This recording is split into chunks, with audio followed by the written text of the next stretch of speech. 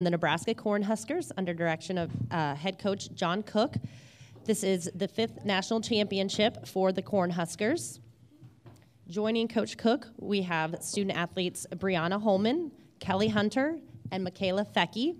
We would like to congratulate Mikaela Foecke and Kelly Hunter for being named to the all-tournament team, as well as being named co-most outstanding players. We will start with opening comments from Coach Cook, followed by questions for our student athletes. Then the student athletes will be dismissed, and we will open up questions for Coach Cook. So, Coach, your opening thoughts. I feel very honored and privileged to be around a team and a staff that had an unbelievable belief in what we could do. You know, as head coach, sometimes you don't think I don't think we're very good, but these guys gave everybody an example in the sport of volleyball that you don't have to have 5 All-Americans. We started 2 walk-ons today, Ani and Sydney, but you saw a team play great team volleyball. And I saw Coach Pettit an article called it old school volleyball. It was serve, block, dig, and try not to make errors on offense and get a few side outs. And you saw our serve blocking defense really frustrated Florida today. And that's what this team's been built on all year. They've embraced it. And they've had unbelievable leadership from the senior class. The other thing I want to say is, how cool is this for volleyball? 18,000 sold out. Happens to be close to Nebraska, which was a big help. But those fans still travel down here to fill this place. And what a great statement for the sport of volleyball and how it's growing. And it's pretty cool. All right, we'll open up questions for our student athletes. As a reminder, please identify yourself with your media affiliation, please. We'll start right up here to the left, in front. Vicki Friedman, ESPN.com. Mikaela, can you talk a little bit about winning this a second time, the most outstanding player, and also sharing it with Kelly? Yeah, you know, the first time I thought was extra special, and you know, winning a national championship seems like kind of a once-in-a-lifetime experience. And so to be here a second time is something that I'm super grateful for. And, you know, I wouldn't want anyone else to be the most outstanding player other than Kelly. I mean, she's the most deserving person on our team. She works so hard every single day, and she's such a great leader and mentor to all of us. And we definitely wouldn't be here without her. All right, we'll stay over here on the left. Jeff Sheldon with the Omaha World Herald. Kelly, you've talked all year about how this group is special, and this is maybe the favorite year that you've had here. How do you feel to share this national championship with this group? Yeah, only one group of players gets to go out on top, and fortunate enough for us, that's us this year. And yeah, like you mentioned, this has been my favorite group since I've been here, and we proved a lot of people wrong, and we grinded all season long, and it was a long season, but we worked every single day, and that made us so close. So I'm going to remember this group for a really long time. On the left, towards the back. Aaron Reese with the Kansas City Star. Mikaela, what helped you all hit quite a bit better in that second set after the first one? I think we just kind of settled in. You know, it's the first set of the national championship. You're obviously going to have some jitters, and you're going to want to pound every single ball, but obviously they had a huge block, and Florida sets up a great block every single time. And so the second set, I think Kelly was just putting us in great spots, and we were using the block more and using more shots. Okay, over here on the right in front. Steve Sipple from the Lincoln Journal-Star. This is for Kelly and Briana. In 2014, you guys had lost in the Elite Eight for the 3rd straight year. Now you've had this incredible 3-year run. What do you think got Nebraska kind of over the hump, so to speak, these last 3 years? I think it was just being so close every year made us hungry, and yeah, we made it. We've always been a great team, and we always make it pretty far in the tournament, but we hadn't been to the Final Four in a while. So I think we always say we dream big, and that's what we've been doing the last couple of years, and we've been dreaming big and accomplishing those dreams. And we've worked our butts off to get here 3 times in a row, and it's great for our program, and everyone's pumped up about it. Okay, right there on the right-hand side. Patterson from Volleyball USA. Kelly, can you elaborate a little bit more on how ticked off you guys were that people said this was a rebuilding year? Yeah, at the beginning of the year, we kind of thought that about ourselves too, but we just grinded and we had a lot of stuff to work out with new coaches, new players, and we were like, you know what, let's reinvent the culture, let's reinvent what we have here at Nebraska volleyball, and we worked super hard at that in the summer, and all throughout the preseason we were figuring out who we are, and opening up the Big Ten, I think we saw who we could be, and we just kept working on our side of the court the entire season, and when we're playing our good volleyball, no one can beat us, so we're just focused on our side no matter what happened, and no matter what the seeds were or anything like that, we played Nebraska volleyball, and it took us all the way to the national championship and to a win. Over here on the aisle. Ty Peter on itscoronation.com. Briana, 2 years ago, you were in street clothes for that national championship match. Last year, fell to Texas. How did it feel to get out there and play this match tonight after kind of the journey that you took to get here to Nebraska and this night? It felt amazing. I mean, in 2015, I was really excited, especially since I had just gotten here. But it definitely was special this year just because we'd worked so hard these past couple of years, and we got so close last year. And kind of like she said, we really rebuild our culture. And, yeah, I don't know. We'll stay on the left, here in the middle. Kelly, in a 4-set match, all of your teammates, except for one, was held under double-digit kills. And I know you really like to be a balanced team, but how special is what Mikaela did tonight from your point of view? Yeah, just looking at the paper, I was like, we walked in here and said 20 kills. Oh, my God, I didn't even realize it was that many. But, normally we don't have a go-to, and I think it's Foecke's thing to step up in the tournament, and she did that again, and she was just hot. I remember Thursday, I was talking to Lauren. I was like, yeah, I'll push it to you. She's like, feed the beast. And I was like, she was like, Foecke. And I was like, okay. So, yeah, she steps up when we need her, and she was kind of our go-to tonight. Any additional questions for our student athletes? All right. I have one. Can I ask a question? Sure, right here up front. Bree, I want to know what it feels like to graduate from college and win a national championship on the same day. Woo! You gotta agree. It felt amazing. I don't know, it's been a long journey to get to this point, and I am the first in my immediate family to graduate from college, so this meant a lot. Great question, Coach. All right, well, thank you, Briana, Kelly, and Mikaela.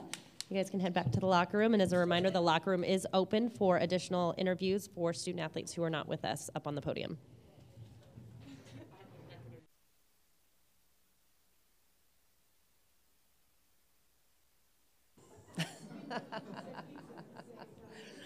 All right, we'll open up questions for Coach. Right here, we'll start here on the left. Coach, could you talk a little bit about Mikaela tonight and her development this season as a full rotation player?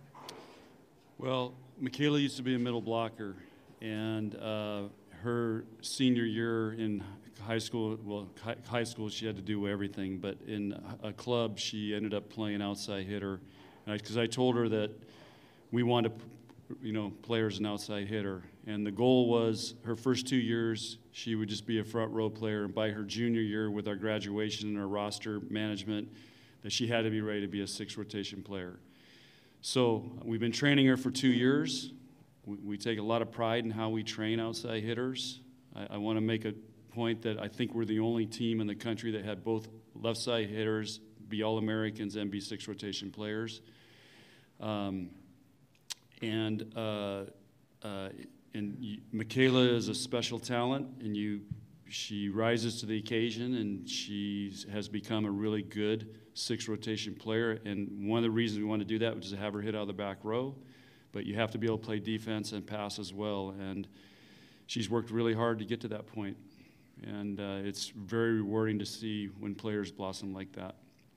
But that's been our plan since we recruited her from wherever she lives in Iowa. I can't remember the name of the town. It's like about 50 people. Over here on the right. Hi, John. Going back to 2014, you made a list. It was a pretty comprehensive list, like 29 things or more. It ended up being about 32. 32. Yeah, because I added a couple. So we got. You felt like you needed the program to go to another level. Can you share a little about that list, maybe a couple things that were on it? Oh, you would have me go back and think about that. You know, to be honest with you, what started the list was I saw what Penn State did in the run they had, and pretty much every decision we made was, okay, how are we going to beat Penn State? That's who we have. That's who set the bar in the Big Ten Conference, and that's how we look at things. So that list reflected the things that we would have to do to be able to beat Penn State.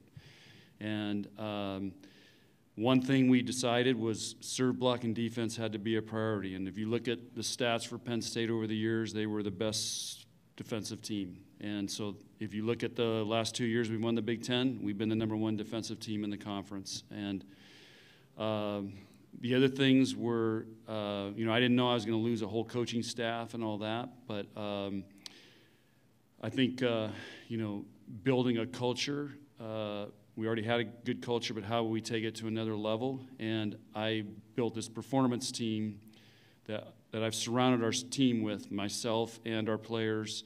And you saw the hug at the end, and they all came down there. But we have a performance team that helps us be the best we can be in every aspect of our program. And you hear a lot of coaches say the details, the small things matter. Every little thing matters in our program. And the great thing about Nebraska, you have the support and to do that, and they give you the support to get those people on board, and they deserve a lot of credit for what we've accomplished the last 3 years. Over here on the left, on the aisle. Coach Cook, you used a lot of freshmen in a lot of different positions this year, specifically with Lauren and Jazz. Talk about the growth that you saw from those two from the first Florida match back in August to what happened tonight. Yeah, well, I've been telling Lauren you know, she could be a huge difference on this team. She had to replace Amber Rolfson, who was one of the greatest middles I've ever coached. I mean, Tyler has watched her for the first guy he watched her on video, he goes, oh my gosh, we got to study this girl, how good a blocker she is. So Lauren had big shoes to fill, and she's really embraced it, and she's a great competitor, and you know, so she's done an awesome job for us. And Jazz was the one player we knew we had to get. You know, she was because I had to replace Katie Ralston at right side, and Jazz also had big shoes to fill. And I know stat-wise she didn't have a great night tonight, but she had a lot of really tough sets that she had to deal with. But she got some huge kills in the fourth game that we needed. She got huge kills at Kentucky. She got huge kills against Penn State, and I think Jazz is one of the keys to helping Mikaela get those kills and Ani be effective, because people have got to deal back there, deal with her. Right here in the middle. And I don't know if you saw our Kentucky match, but it was a very, very competitive, tight match, and she had a solo block that I thought was the play of the match and probably won the match for us.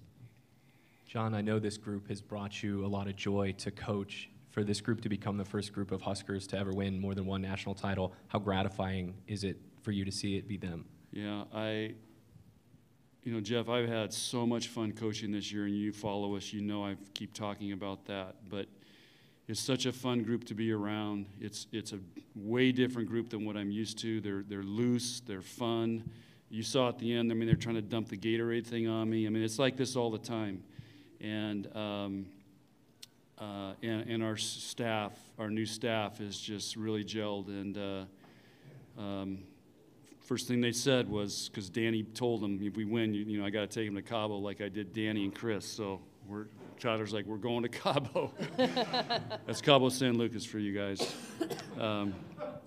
So the tradition continues, but Jeff, I don't know, I'm going to have to think about how rewarding it is, but this has been an unbelievable, fun season to coach, and I really appreciate it, and I'm very thankful. When you have teams like this, you got to enjoy every moment, and that's what everybody that I surround myself with kept telling me. You got to enjoy this team every moment, their quirks, their fun, they mess around, they play practical jokes, but they know how to win, and they play great together, and it's just been, like I said, really, really fun and rewarding, and yeah, I don't know how to put it in words. I will at some point. Over here on the right. Dirk Chatwin, Omaha World Herald. John, what impressed you most about your setter tonight? Well, when you get to this match, the setters, setters on both sides weren't perfect. And the great thing about Kelly, she has a very short memory. She had a couple really tough sets in the first game. She had a couple tough sets in the third game, to start the third game. But Kelly forgets it and goes on to the next point. She's really learned how to embrace that. And in that fourth game, she was really, really good and made really good decisions. And I think that's what impresses me most. And then she serves tough, she plays defense, and she blocks. So to get a player that's a true 6'5" skill player that can do all those things and run the offense. And the other thing is Kelly, we weren't so balanced tonight, but Kelly just has a gift of how to run a team. And I don't know how to coach it. It's just something that she has, and that's what the great ones have, and that's why she's won 2 Big Tens and 2 national championships. Second to last point of the match, she goes to the deep corner. Did you know that was coming? No.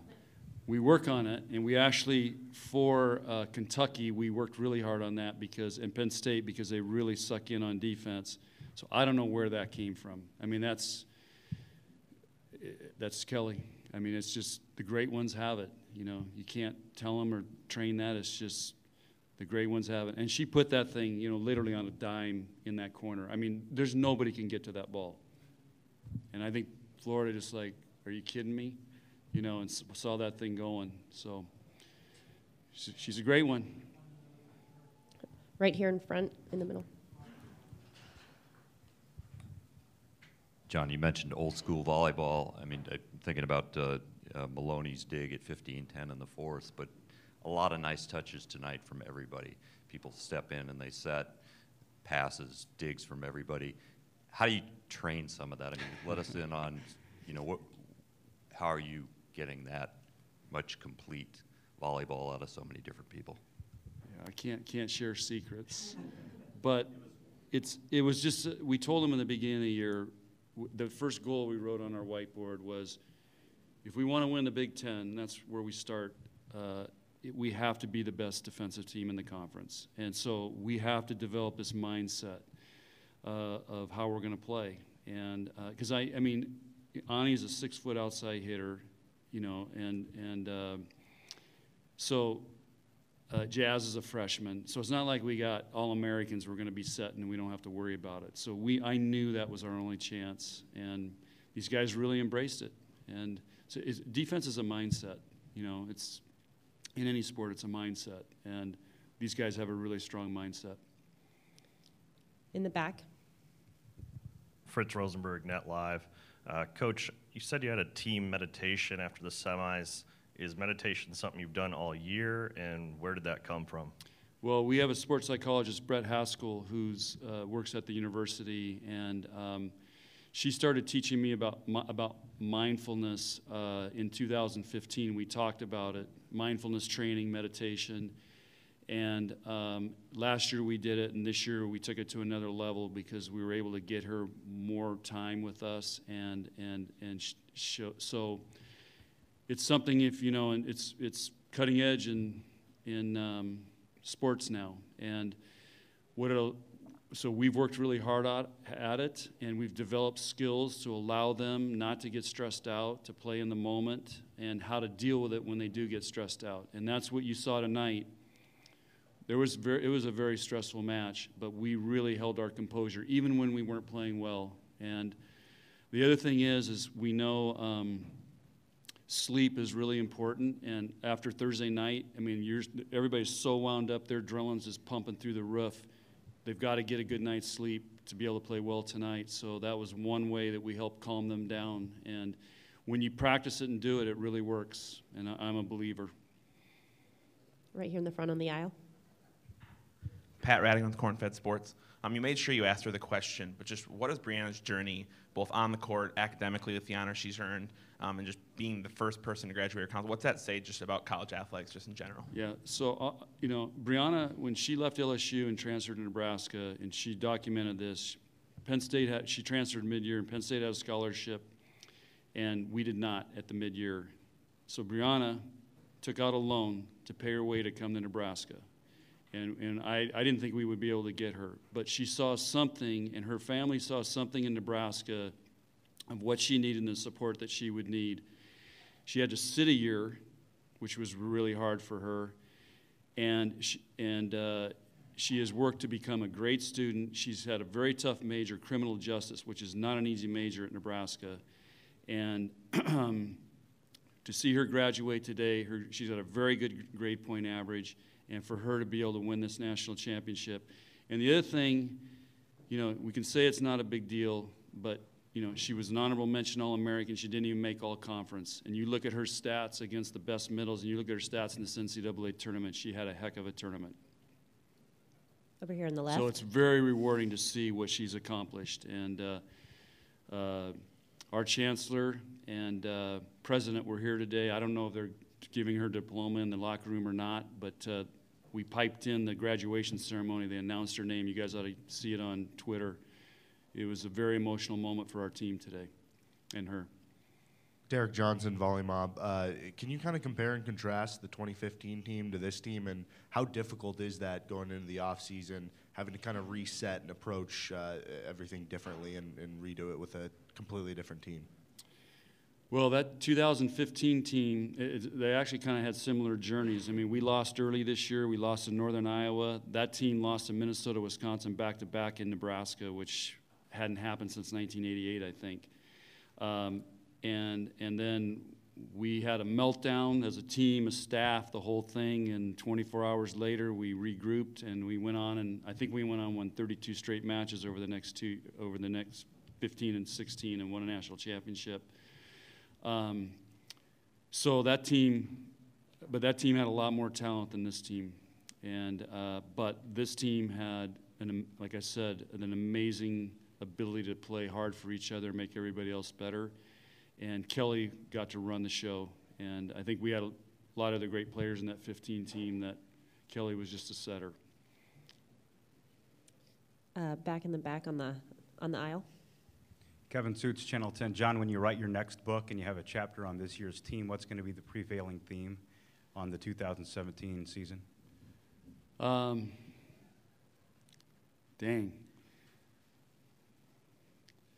You know, what this team taught me, Kevin, is that the power of the belief of a group when they're all bought in and they came up with each other for each other. I think it was one of those powerful things. I've told you guys this, the day they presented that, it was one of the greatest coaching moments of my life in coaching career, seeing what they came up with, what they wanted to be about.